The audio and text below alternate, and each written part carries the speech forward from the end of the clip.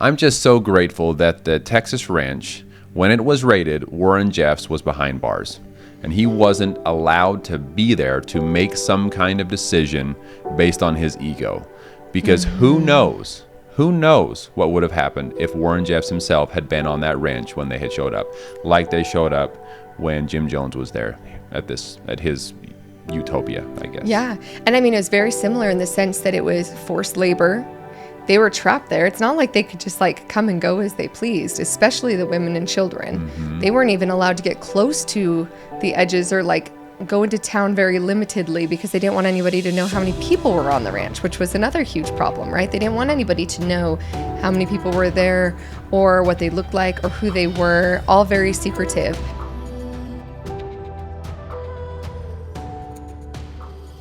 Welcome back, everyone. My name is Sam. And I'm Melissa. I was born and raised in the FLDS community. It is a polygamous group run by Warren Jeffs, and I moved out when I was 18 years old. I was raised LDS. Sam and I have been married for almost 10 years, have 2 awesome kiddos. Yes, we do.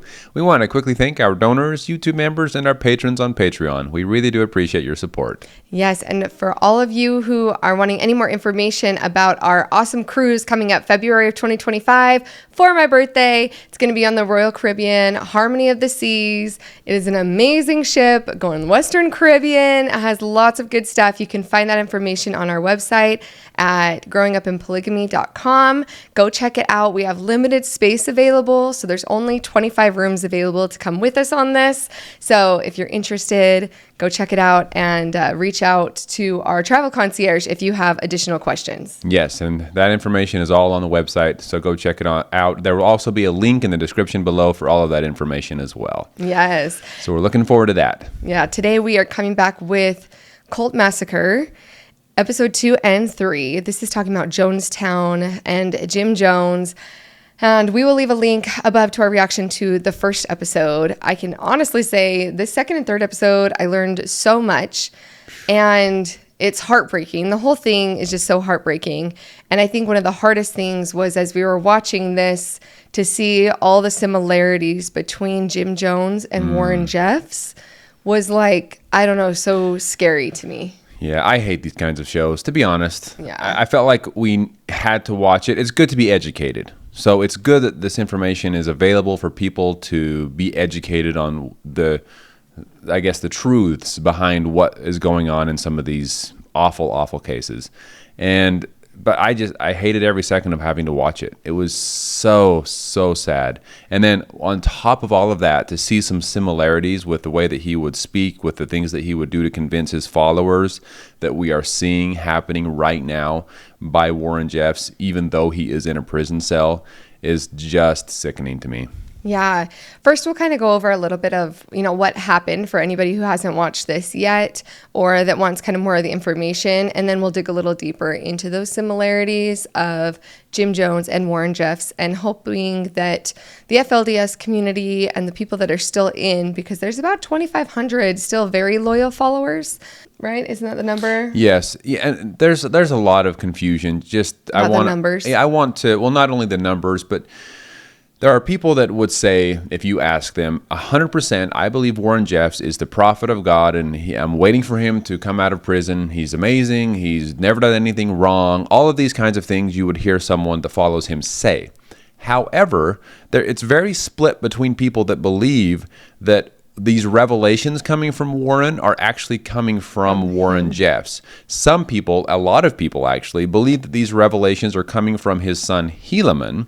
We've had people say, no, they're not. They're coming from Warren Jeffs still. And then I've spoken with people that are still following Warren Jeffs that say, oh, there's no way Warren Jeffs would say that. These are coming from Helaman. Therefore, I don't believe one single word of what these revelations are saying. So there's this big divide even between those that do say, I follow Warren Jeffs. Just want to point that out, make it clear that those that would follow these revelations to the T may not be, thankfully, as many as those that do still believe in Warren Jeffs. Yeah. So even with the divide, though, we've been told there's about 2,500 people that still believe in Warren Jeffs. Mm-hmm. Even if half of those, it would be really similar to the amount of people in Jonestown. Right. If not more. So still super terrifying. So starting in part 2 is really when the congressman has been attacked with a knife.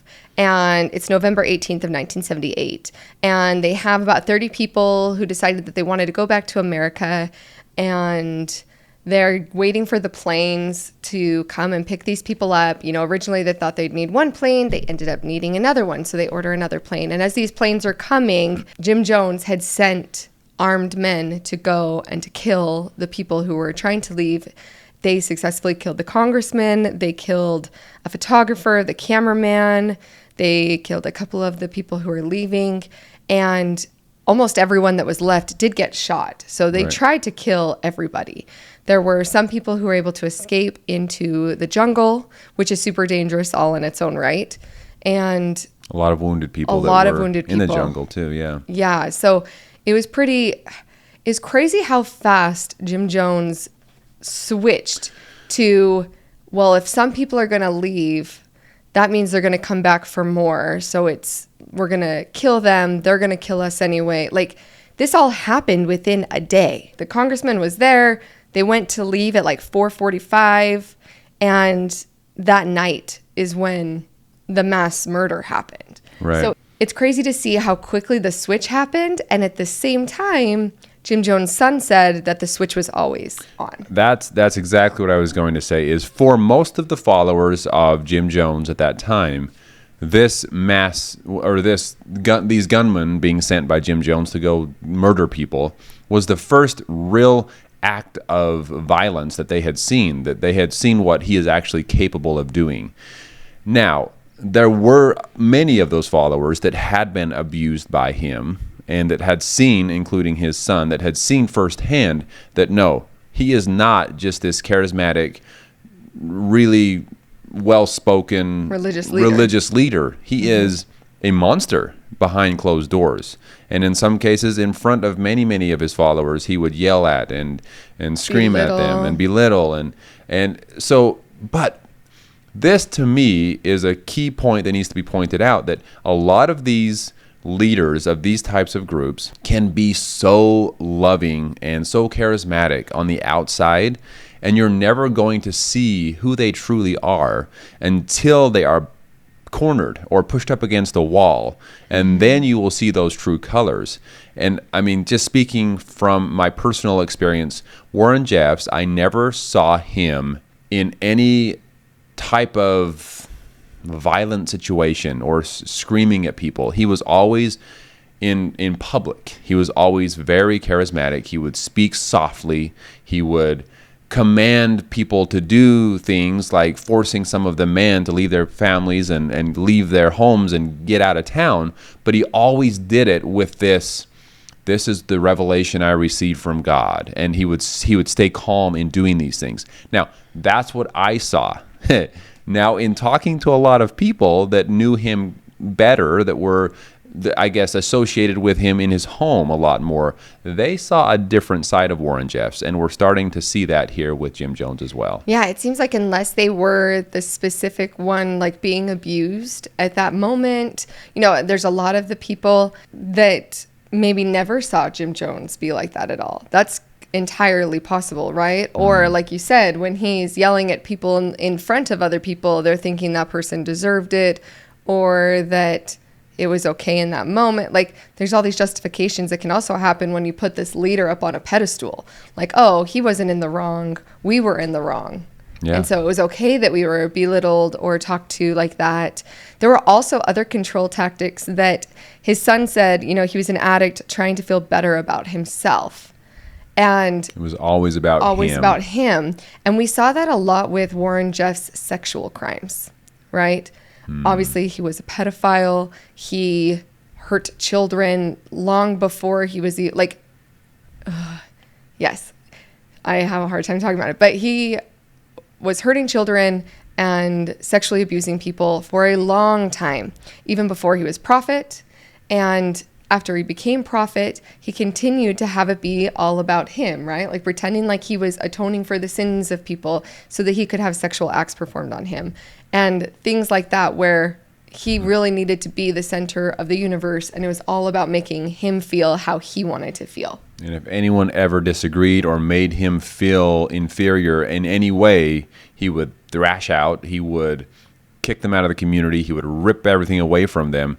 And here is what we see with Jim Jones as well, is that because they were so charismatic and so good at convincing people that what they were doing was all for the greater good, was all because God wanted it, when push came to shove, at this time, it had been so long of these people believing and following them that when push came to shove and something happened, like Jim Jones sending gunmen to go and kill the congressmen and other people, at that point, these people had believed in him for so long. Some of them believed that maybe he was called of God to do that, or maybe he did that for the greater good. He was able to convince them that even something that horrendous was okay because he had groomed them for so many years at this point. Yeah, some of his other control tactics that were like Warren Jeffs, he would take their passports when they would first arrive and would not allow them to travel, right? People on the ranch, he was controlling. And sorry, let me clarify that Jim Jones was the one who took passports. Warren Jeffs, though, he was controlling who could live, where they were allowed to live, when they were to move somewhere else. He was in charge of their movements. And he never had to take passports per se because of the fact that they were within the U.S., but he was very much in control of where people were and where they were allowed to be. And when they were sent away, the people followed him. Right. And listened to what he said, too. Yeah, and I was going to say that within the FLDS, we were, because of the way we were brought up and taught, at least in my experience and what I saw, nobody even had a passport. We would have never dreamed of leaving the country during the time that I was growing up out there. So I think that the idea of travel was just taken away. So in a similar sense that, no, we're not going to be leaving. This is where we're staying. And to those that were closer to Warren Jeffs, it seemed like he would constantly uproot their family and have them move here, have them move there, just so that they weren't ever settled and comfortable enough to feel like they could have control over their lives. And that's another thing that was similar that Jim Jones's son had said about Jim Jones, that relationships became bad because they threatened Jim Jones' power, and he would break apart families as well. And he would cause drama in between people to break apart healthy relationships so that they had to depend on him because he was big onto nothing should be about the individual, only the group. And that is exactly the same with the FLDS and Warren Jeffs, right? Like it's all about building up Zion. And it's all about the afterlife. Yeah, it's all about Zion, and that everything should be donated, everything that you have and that you are should all be given to this greater good. And both of them, Jim Jones was trying to build this utopia. Warren Jeffs was building up Zion, whatever you want to call it. It's still the same type of thing. This, if we all go and work together for this good, and we can be this perfect place, right? And I think Warren Jeffs had a little bit more religious edge to it, and the idea that it would be, lifted up in the last days. Jim Jones didn't really talk about last days in that way, but it was the same type of thing. There's this perfect place that we can all be if we just all work together, and as long as everyone obeys me perfectly. Right. Imagine the ranch in Texas, similar to Jonestown. Oh, yeah. That he took everyone over there. Not everyone, but the elite went there, and he was working them really, really hard, which is Jim Jones was as well. They said that they were working very, very hard there to build this place up. I'm just so grateful that the Texas ranch, when it was raided, Warren Jeffs was behind bars, and he wasn't allowed to be there to make some kind of decision based on his ego, because who knows what would have happened if Warren Jeffs himself had been on that ranch when they had showed up, like they showed up when Jim Jones was there at his Utopia, I guess. Yeah. And it was very similar in the sense that it was forced labor. They were trapped there. It's not like they could just come and go as they pleased, especially the women and children. They weren't even allowed to get close to the edges or go into town very limitedly because they didn't want anybody to know how many people were on the ranch, which was another huge problem, right? They didn't want anybody to know how many people were there or what they looked like or who they were, all very secretive. There's just so many similarities there. And then the being abused, belittled. Some people talked about the fact that some of the members were injected with drugs, if they were rebellious, they were put in small rooms. And we know, like Brielle Decker, right? Like she was kept captive, and there are many other stories of Warren Jeffs keeping people in small rooms and locking them up as prisoners, and sometimes using drugs to be able to keep people submissive and to make sure that they couldn't fight back, or that they were too weak to fight back when they finally got out. And of course, he would say that it was for their own good. But that's what they're all going to say. Oh, it's for their own good. They are they're this kind of person. They need help, right? And this is the help that God has commanded me to give them. So they're always going to have their excuses, but it's just, it's so similar. Why do they have to do it? So similar, all of them, it seems like. The one big one that shocked me and then also made me think of the FLDS or other groups that we've heard similar things in was these what they called white knight trials, where Jim Jones would force them to drink. He would tell them it was poison, and he would force them to drink it. And if they didn't, they were punished, but it really wasn't poison, right?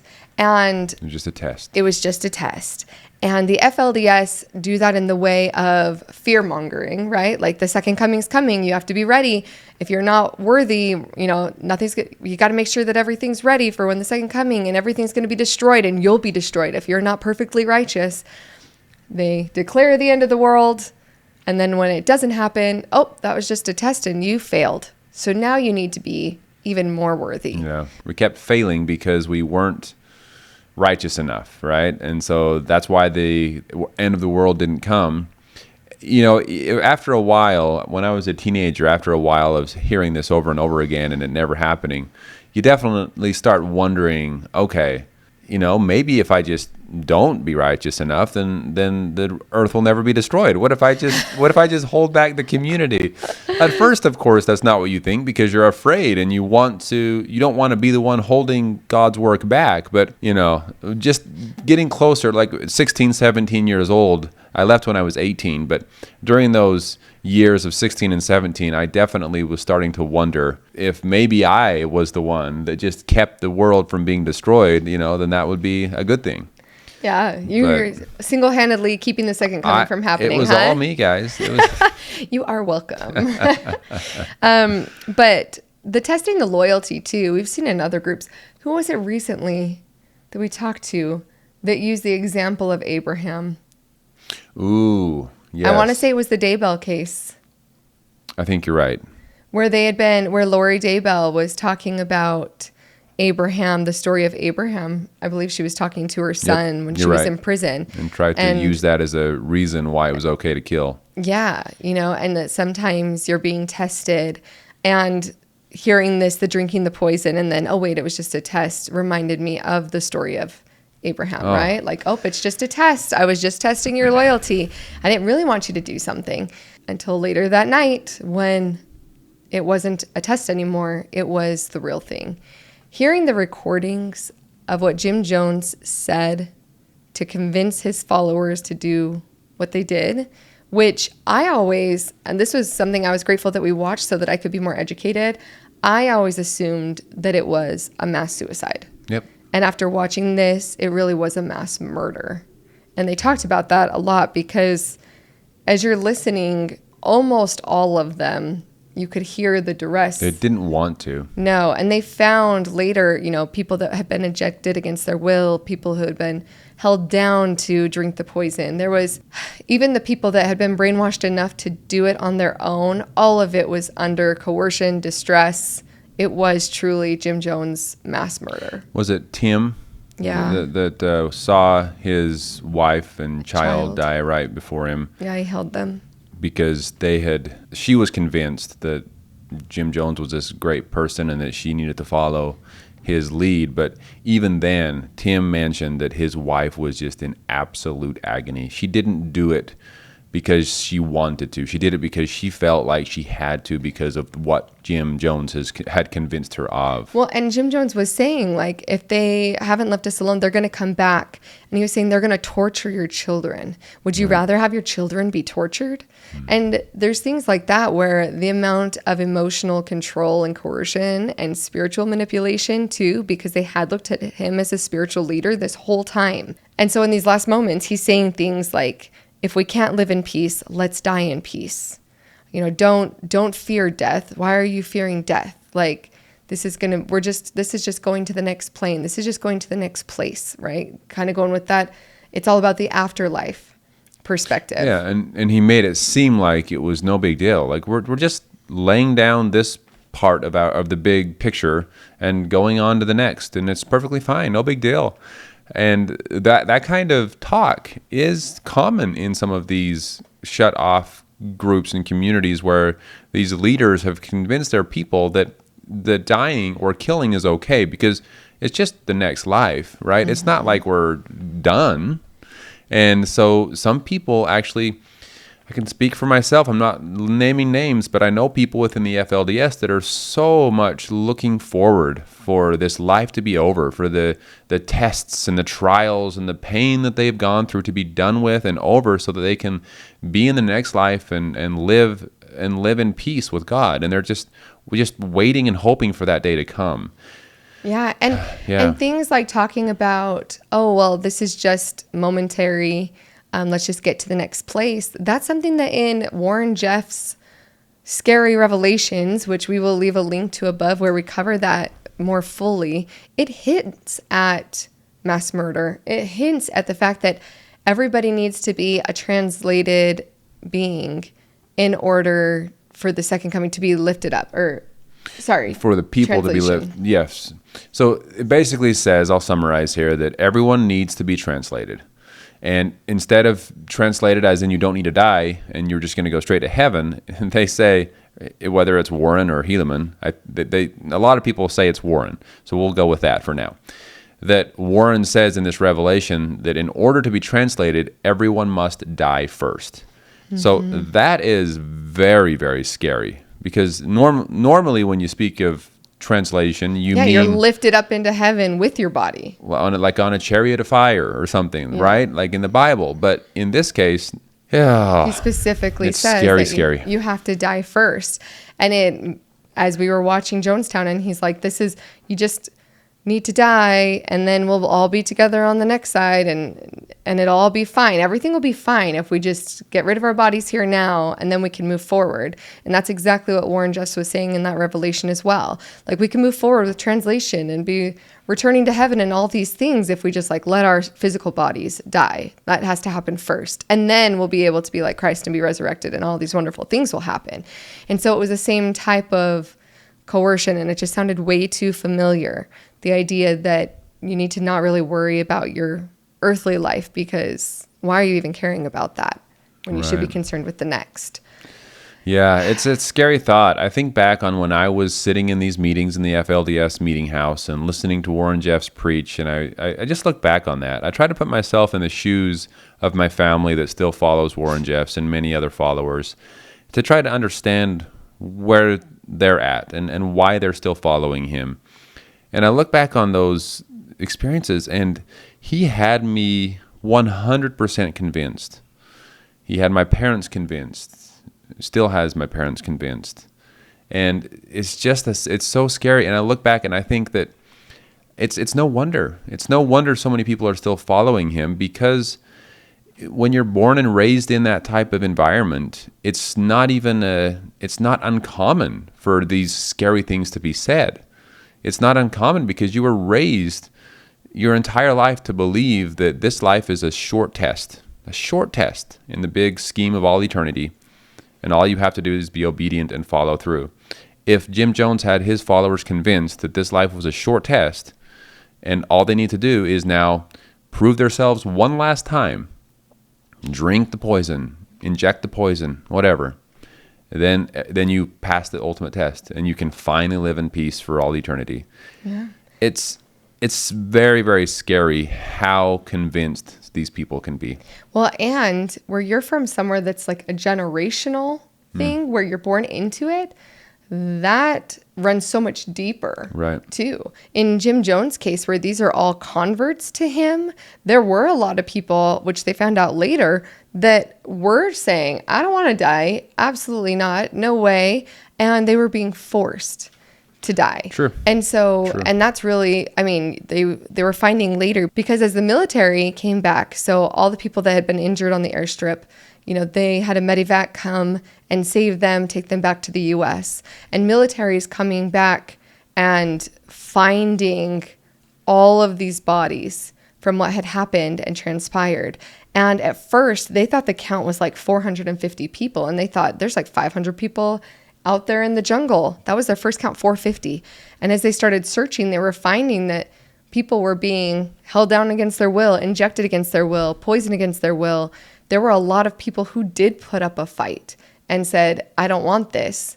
And they were killed anyway. And it was heartbreaking. And by the end, they had 913 people, 913 bodies at Jonestown that were brought back. And lots of them children. They found children, you know, underneath their mothers, things like that, that were just horrific. 302 children that their parents had to, I can't talk about it too much.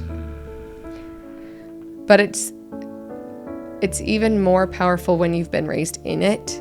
And these were people who were doing it that were coming into it, converting.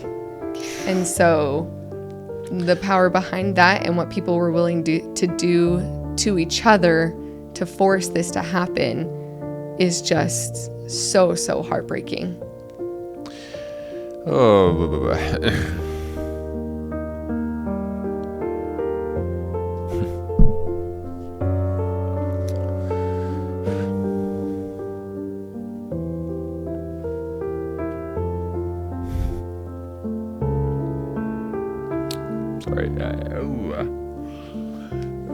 Talking about the kids. I mean, they're forcing these kids. Oh my gosh.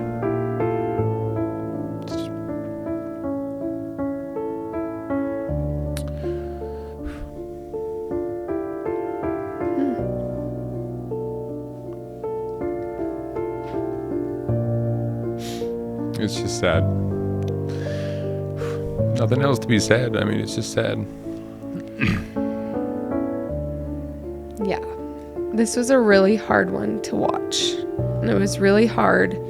And I guess the main reason that we wanted to do this episode was just so that if anybody out there is watching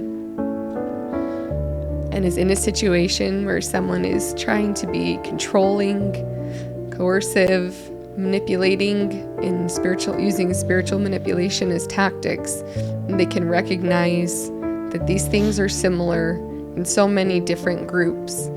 And if that's happening, we want this to be a tale of warning, of not letting it get to a point where the trial becomes real.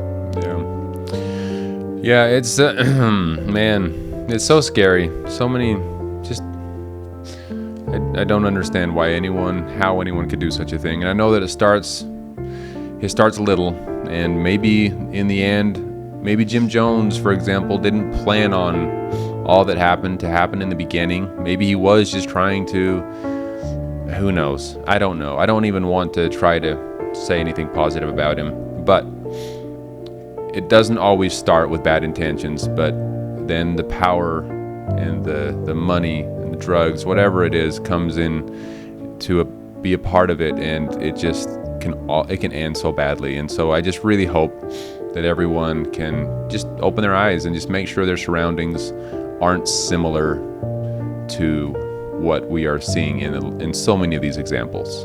Yes. If you want to hear more of what it was like for Sam to grow up in polygamy, or more coverage of documentaries like this one, then please like and subscribe. Yes, thank you all so much for being here with us. We look forward to talking with you soon. Talk to y'all soon.